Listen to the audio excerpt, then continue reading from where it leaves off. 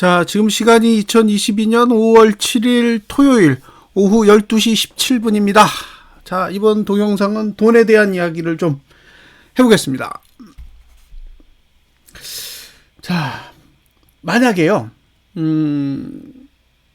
지난달 고가가 대충 얼마냐? 66.67이에요. 366.67인데, 만약에 여기를 넘는다면, 지수가 여기를 넘긴다고 가정했을 때 돈이 얼마나 필요할지, 그걸 한번 대충 계산을 해보겠습니다. 366.67, 이 4월의 고가고요. 3월의 고가는 67.40입니다. 그러면 3월까지 포함을 해서 367.40을 넘는데 필요한 돈이 얼마인지 볼게요. 그러면 3월 달부터 지금까지 매수한 개인의 투자 자금을 보시면 돼요. 얼마냐? 13.9조입니다. 그러니까 367을 가려면 13.9조 원이 필요해요. 지금 349죠. 367이면 18포인트예요. 18포인트. 18포인트 올리는데 13.9조가 필요한 거죠. 이해되세요? 이거를 머릿속으로 계산하셔야 돼요. 머릿속으로 계산하셔야 됩니다. 자, 13.9조 원. 13.9조 원을 18포? 18포 올리는데 1포당 7,722억이요. 그러니까 1포를 올릴 때마다 현물을 7,722억을 사야 돼요. 반대로 얘기하면 1포 올릴 때마다 개인이 7,722억의 현물을 팔아야 됩니다. 팔겠습니까? 저는 못 판다고 봐요. 1포당 7,722억을 어떻게 팔아요? 7,722억 팔면 제가 보기에는 한 6, 7포 올라요. 6, 7포. 그러니까 우리가 머릿속으로 366, 367을 간다고 이야기하는 것 자체가 돈이 엄청나게 필요하다는 거예요. 네. 자, 이걸 코스피 지수로 바꾸면 얼마나 나올 거냐? 코스피 지수로 바꿔보면요. 고가가 2765, 69, 2769예요. 네. 2769까지 올라가는데 필요한 돈이 13.9조 원이란 얘기예요.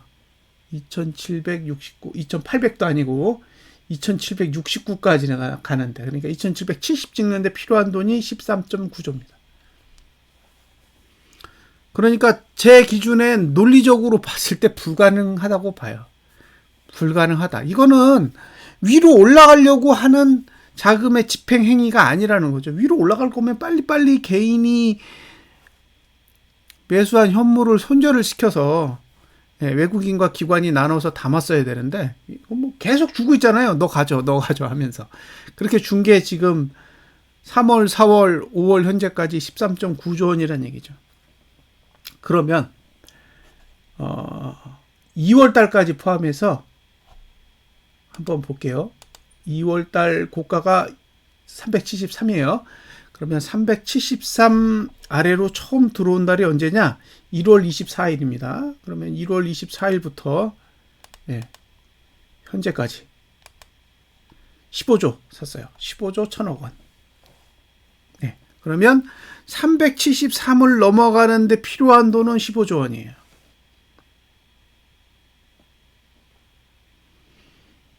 여기서 상방을 주장하는 분들이 가끔 여러분들이 보시잖아요. 저는 그게 신기하다는 거예요. 73이면 24포인트예요. 24포인트 올리는데 15조가 필요해요.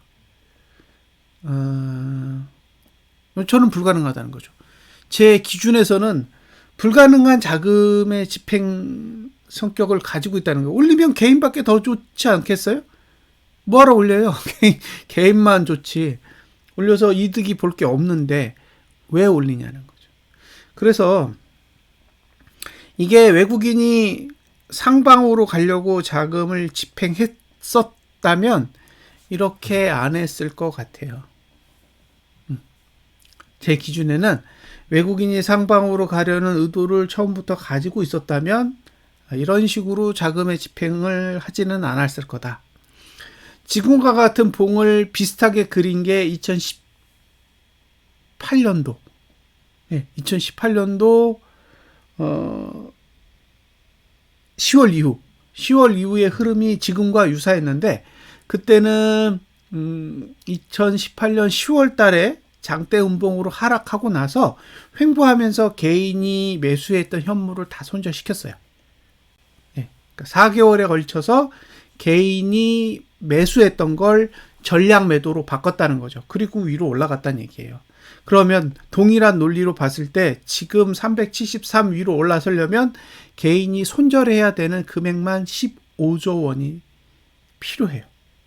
그러면 15조 원을 투자해야 할 만큼, 기관과 외국인이 15조 원을 투자해야 할 만큼의 호재가 뭐냐는 거죠. 있나요? 둘러보세요. 미국 연준에서 금리를 0.5% 올린 게 15조 원을 매수해야 될 만큼 호재일까요? 저는 아니라고 봐요. 9일, 그리고 앞으로 러시아가 우크라이나하고 지금 전쟁을 치르고 있는데 거기서 나오는 호재가 한 달 내에 15조 원을 매수해야 될 만큼 좋은 일일까요? 저는 그것도 알 수 없다라고 보는 거예요. 앞으로 중국에서 벌어질 이슈들도 매수에 적합할 만큼의 그런 뜨거운 호재가 있겠냐는 거예요. 그것도 15조 원을 개인이 손절해야 될 만큼. 그러니까 지금의 자금 흐름으로 보면 이건 완전히 원사이드 게임이라고 보는 거예요. 아, 이건 여기다가 매물대를 만들고 있는 거구나. 그러니까 지금 360대에 걸쳐 350에서 360대 요 사이에 걸쳐서 지금 매물대를 만들고 있는 거예요. 여기서 다운그레이드 되면 여길 뚫을 수가 없는 거죠. 왜냐하면 여길 뚫으려면 15조 원이 필요하기 때문에. 이 위치를 다시 뚫으려면 15조 원이라는 돈이 필요하기 때문에 결국에는 여기는 다운그레이드 되면 매물대가 될 가능성이 매우 높아 보인다는 거죠. 앞으로 향후 지수가 상승한다고 해도 360대를 뚫기는 어렵지 않을까라는 게 일단 제 개인적인 입장입니다. 그래서 자금의 흐름을 살펴보시면 어느 정도의 의도는 살펴볼 수 있다는 거죠. 이게 위로 갈 거면 지금 판이 바뀌어야 돼요. 판이. 개인이 매도하고 외국인 기관이 매수를 해야죠. 12월처럼. 작년 12월에 보시면 개인은 매도 일변도예요. 그리고 기관과 외국인이 사죠. 그러면 당연히 지수가 올라가는 게 맞죠. 근데 지금은 그런 흐름이 아니잖아요. 개인은 주구장창 매수하고 있고 외국인과 기관은 미친 듯이 팔고 있는데 이 상황을 보고 사람들이 계속 뭐 주가가 싸니 저평가됐느니 미국이 지금 호재니 이런 얘기를 하고 있으니까 제 입장에서는 그러면 국내에서 거래하는 외국인과 미국 증시를 움직이는 외국인은 다른 건가? 지금 국내에 들어와 있는 저 13.2조 원을 매도한 외국인은 짐바브웨나 캄보디아나 아니면 탄자니아 외인인가? 뭐 그런 생각이 드는 거죠. 근데 그렇지는 않을 거라는 거예요. 지금 들어와 있는 외국인도 미국 증시하고 충분히 관련이 되어 있는 외인일 거고, 그러면 어느 정도 미국의 증시 흐름을 예상한 상태에서 국내에 투자를 하고 있다라고 본다면 지금은 국내에서 빠져나가고 있는 흐름이지 국내에 투자하고 있는 흐름은 아니다라는 거죠. 자, 2020년 3월 폭락이 온 뒤에 우리나라 증시는 올랐어요. 그때도 외국인과 기관은 현물을 매도했습니다. 그리고 개인이 샀죠. 그러니까 지금의 흐름을 그때하고 비교해서 봐라. 그때도 개인은 매수했다. 그리고 개인이 매수했음에도 불구하고 증시가 올랐다라는 이야기를 할 수가 있어요. 근데 그때는 외국인이 선물을 샀습니다. 그러니까 선물을 사서 올렸죠. 자, 다른 방식으로 이야기를 하면 국내 주식을 팔아서 미국 주식을 샀을 가능성도 있는 거예요. 왜? 미국 증시가 더 메리트가 있다면 국내에 있는 돈을 팔아서 미국에 투자하는 거죠. 다만 지수는 상승할 거기 때문에 선물 매수는 가져가야 되는 거죠. 근데 지금은 선물도 매도예요. 그죠? 그러니까 선물도 매도고 현물도 매도인 거죠. 그러면 현물과 선물을 다 판다는 얘기는 상방을 보지 않는다는 거예요. 지금의 자금 흐름을 보세요. 그러면 상방이 없잖아요.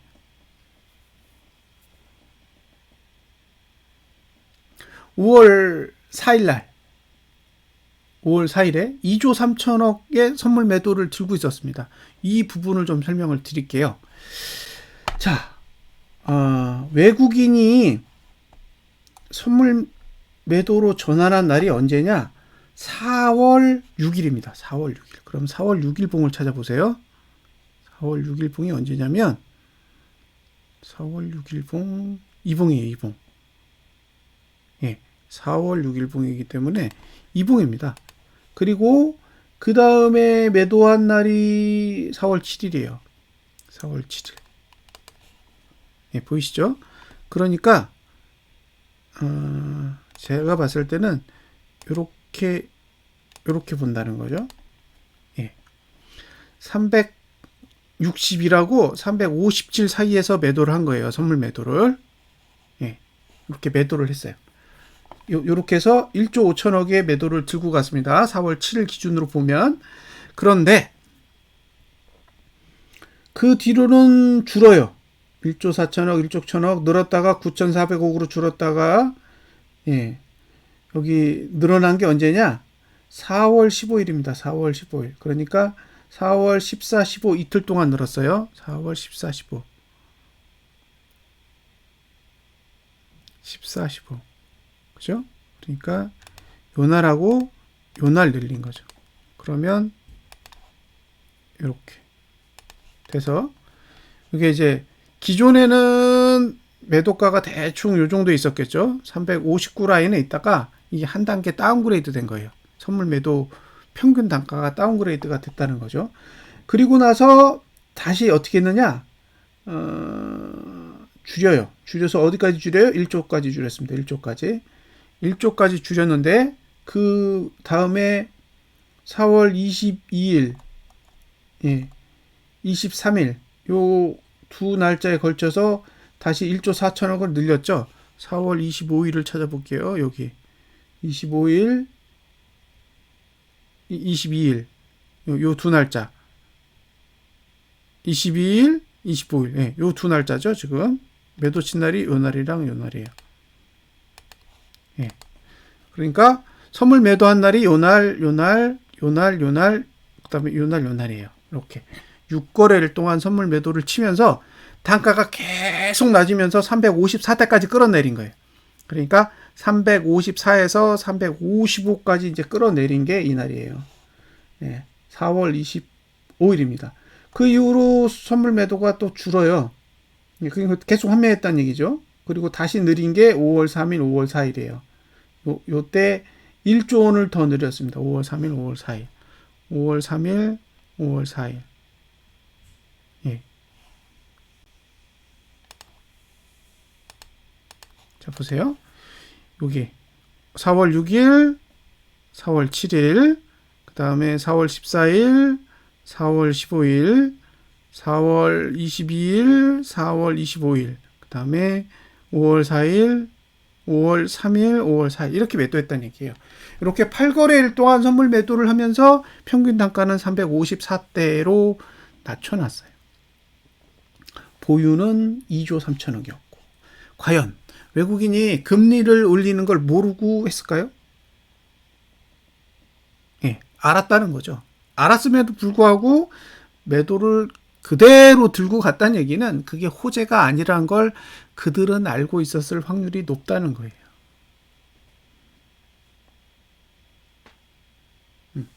그러니까 결국에는 자금의 흐름을 계속 추적하다 보면 어느 정도 의도는 파악이 된다는 거죠. 그래서 계속 이야기를 할 때 355를 넘기기가 힘들다고.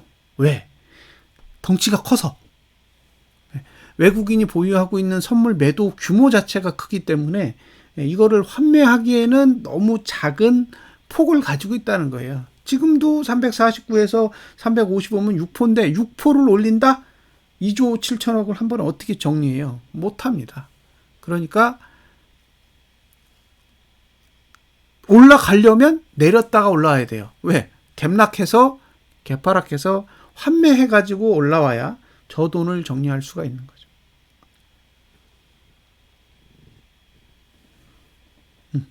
문제는 올라와도 문제예요. 올라와도. 왜? 이게 355까지 올라오는 데는 6포니까 뭐 2조 6천억의 그 선물을 정리하면 된다고 쳐요. 그럼 현물은 어떻게 해요? 현물은 어마무시하잖아요. 뭐 10조 원이 넘으니까 지금 뭐 366 가는데도 13조, 373 가려면 15조가 필요한데, 예, 논리적으로 불가능하다는 거죠. 그래서 지금의 자금 흐름으로 보면 외국인은 다운그레이드를 하려는 계획을 계속 가지고 있다라고 보여지는 거예요. 예, 지금 외국인은 계속 장난질을 하면서 개인한테 현물을 계속 떠넘기고 있고, 예, 계속 누적된 금액이 커져감에 따라서 올려야 될 이유는 점점점 줄어들고 있다는 거죠. 그래서 저는 한 번은 쏟아진다라고 봐요. 이건 위로 가려고 자금을 이렇게 집행할 리는 없다는 거죠. 그리고 우리가 오해하고 있는 게 있어요. 2020년 3월의 저가는 볼린저 밴드 20 하단선 아래에 있습니다. 지금 위에 있어요. 그러니까 지금은 낙폭과대도 아니라는 거예요. 지금 이게 지수가 떨어졌죠? 떨어진 게 아무런 의미가 없는 거예요. 이거는 지금 커고에 떠 있는 거지, 네, 낙폭과대로 인해서 메리트가 생기는 자리가 아니라는 거예요. 지금이 2020년 3월급이 되려면 코스피 200 지수는 300이 무너져야 돼요. 최소한 300이 무너지고 한 280이나 270선? 거기까지 내려가면 그때가 살짝 2020년 3월과 비슷한 상황이 될 텐데 지금 뭐 택도 없죠. 350에서는 그런 구조가 만들어질 수가 없습니다. 그러니까 어쨌든 지금의 자금 흐름으로 봤을 때는 적어도 선물 매도라도 매수로 전환되지 않는 한은 355 위는 기대하기 힘들다라고 보여지고요. 만약에 여기서 지수가 폭락하는 상황, 그러니까 320대 아래로 내려가는 상황이 온다고 해도 올려야 될 이유가 아무것도 없어요. 예, 오히려 더 매도 쳐서 외국인은 선물 매도의 수익을 증대시키는, 극대화시키는 방향으로 움직일 가능성이 높지, 현물 매수해가지고 끌어올린다? 현물 매수를 뭐하러 해요? 개인한테 충분히 많이 줬는데. 그러면 이제 한 번의 하락 또는 두 번의 하락으로 완전히 지수를 찍어 누른 뒤에 이제 개인이 매수한 현물들을 횡보시키면서 털어가는 그런 작업을 진행한다면 이제 상방으로 갈 준비를 한다라고 볼 수 있겠는데, 지금은 그런 상황으로 보이지는 않는다는 거죠. 2020년 개인이 매수한 현물은 47.4조입니다. 그리고 작년에 매수한 것도 65조 원대로 알고 있어요. 65, 47. 그러면 그것만 110조예요. 65, 47이니까 112조죠. 네. 그러면 2년간 매수한 것만 110조 원대고 올해 매수한 것도 꽤 될걸요? 18조입니다. 그러면 110조에 18이니까 130조 가까이. 네. 지금 개인이 보유하고 있는 현물이 130조 원대라고 보면 이건 위로 가는 건 사실상 불가능하지 않나 싶어요. 130조 원의 현물을 들고 있는 개인을 위해서 무슨 좋은 감정이 있어서 올리겠습니까? 저는 이건 대세 하락으로 가는 길목에 있다라고 자꾸 생각이 드는 거예요. 예. 적어도 130조 원이 한 30조 원에서 40조 원 정도 되면 매수할 만하지 않을까요? 예. 그렇게 생각이 들어요. 그래서 성급한 매수 전략은 어쩌면 위험하다라고 보여지고요. 이게 하락으로 갈 건지는 지켜봐야죠. 이게 하락으로 갈 거면 지난달 저가를 깰 겁니다. 그래서 지난달 저가가 깨지면 어쨌든 하락으로 갈 수 있는 충분한 조건을 갖춘다라고 볼 수가 있을 것 같고요. 예. 지난달 저가를 깨기 위해선 외국인의 선물 매도는 지속적으로 나와야 되고 개인의 현물 매수도 지속적으로 나와야 됩니다. 이 두 가지 조건이 계속 유지된다면, 그러니까 외국인이 계속 선물 매도를 하고 개인이 현물 매수를 지속적으로 늘려간다면 저는 일단 지난달 저가의 붕괴는 어느 정도는 가능하지 않나 라는 생각이 들고요. 지난달 저가를 붕괴하면서 이제 도미노식으로 일어날 일들은 코스피 지수가 1591까지 내려가는 현상이 일어날 거고, 그 다음에 코스피 200 지수가 이제 320선까지의 하락도 어느 정도는 가시권 안에 들어올 수 있는 그런 상황도 충분히 맞이할 수 있을 거라고 일단 기대하고 있습니다. 그래서 기본적으로 저는 자금의 흐름으로 봤을 때는 하방이 유리하다. 하방이 유리하기 때문에 고버스를 당연히 들고 가는 거고요. 다만 고버스를 이제 매수해야 되는 사람의 입장, 홀딩해야 되는 사람의 입장에서는 고민이 없어요. 그냥 들고 가면 돼요. 근데 나도 이 판에 끼고 싶어, 나도 고버스 사서 돈 벌래라고 생각하시는 분은 그 타이밍에 대해서는 항상 진지하게 고민을 해보셔야 됩니다.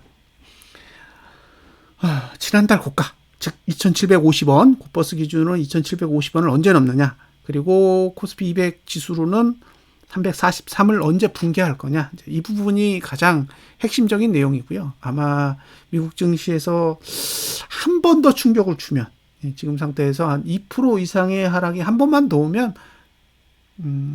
우리 증시도 무너지는 상황이 오지 않을까라는 생각을 하고는 있습니다. 어쨌든 제가 이렇게 자금을 계속 모니터링 해보면서 가고 있다. 단순하게 차트만 분석하고 차트에서 이게 하단선이니까 매수고 상단선이니까 매도고 이런 식으로 단순하게 접근한 게 아니라 기존의 그 외국인과 개인 그리고 기관이 어떻게 자금을 가지고 관리를 하고 있는지를 모니터링을 하면서 그게 상단선에 유리한지 하단선에 유리한지를 지속적으로 살펴보면서 이야기를 드리는 거라는 점은 좀 감안을 하시고 보셔야 이게 단순한 차트쟁이가 아니구나 라는 생각을 좀 하실 수 있을 것 같아요. 자, 여기까지가 돈에 대한 흐름입니다. 참고하세요.